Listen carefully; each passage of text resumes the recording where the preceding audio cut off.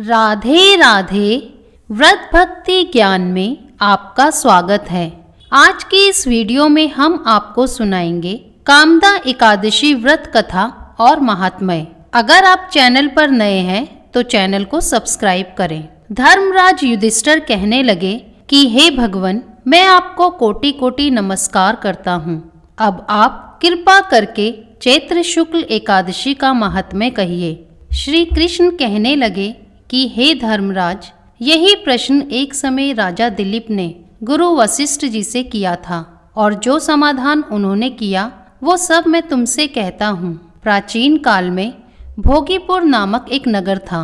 वहाँ पर अनेक ऐश्वर्यों से युक्त पुंडरीक नाम का एक राजा राज्य करता था। भोगीपुर नगर में अनेक अप्सरा, किन्नर तथा गंधर्व वास करते थे। उनमें से एक जगह ललिता और ललित नाम के दो स्त्री पुरुष अत्यंत वैभवशाली घर में निवास करते थे। उन दोनों में अत्यंत स्नेह था, यहाँ तक कि अलग अलग हो जाने पर दोनों व्याकुल हो जाते थे। एक समय पुंडरीक की सभा में अन्य गंधर्वों सहित ललित भी गाना गा रहा था। गाते गाते उसको अपनी प्रिय ललिता का ध्यान आ गया और उसका स्वर भंग होने के कारण गाने का स्वरूप बिगड़ गया। ललित के मन के भाव जानकर कारकोट नामक नाग ने पदभंग होने का कारण राजा से कह दिया।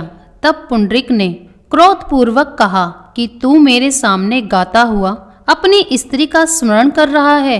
अब तू कच्चा मांस और मनुष्य को खाने वाला राक्षस बनकर अपने किए कर्म का फल भोग। पुंडरीक के श्राप से ललित उसी क्षण महाकाय विशाल राक्षस हो गया। उसका मुख अत्यंत भयंकर, नेत्र सूर्य चंद्रमा की तरह प्रदीप्त तथा मुख से अग्नि निकलने लगी। उसकी नाक पर्वत की कंदरा के समान विशाल हो गई और गर्दन पर्वत के समान लगने लगी। सिर के बाल पर्वतों पर खड़े वृक्षों के समान लगने लगे तथा भुजाएं अत्यंत लंबी हो गईं। कुल मिलाकर उसका शरीर 8 योजन के विस्तार में हो गया। इस प्रकार राक्षस होकर वह अनेक प्रकार के दुख भोगने लगा। जब उसकी प्रियतमा ललिता को यह वृत्तांत मालूम हुआ तो उसे अत्यंत खेद हुआ और वह अपने पति के उद्धार का यत्न सोचने लगी। वह राक्षस अनेक प्रकार के घोर दुख सहता हुआ घने वनों में रहने लगा। उसकी स्त्री उसके पीछे पीछे जाती और विलाप करती रहती।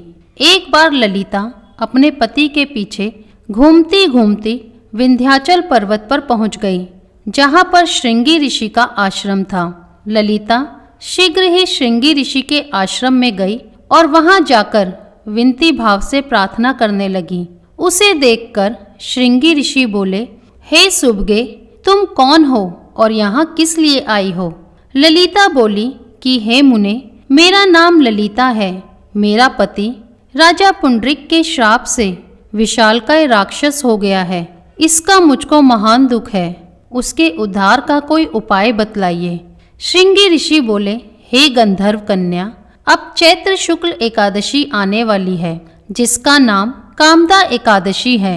इसका व्रत करने से मनुष्य के सब कार्य सिद्ध होते हैं। यदि तू कामदा एकादशी का व्रत कर उसके पुण्य का फल अपने पति को दे तो वह शीघ्र ही राक्षस योनि से मुक्त हो जाएगा और राजा का श्राप भी अश्वमेव शांत हो जाएगा।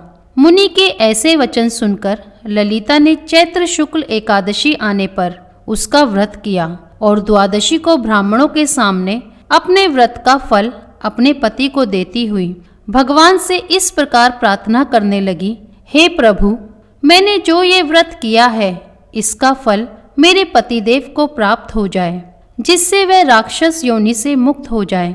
एकादशी का फल देते ही उसका पति राक्षस योनि से मुक्त होकर अपने पुराने स्वरूप को प्राप्त हुआ।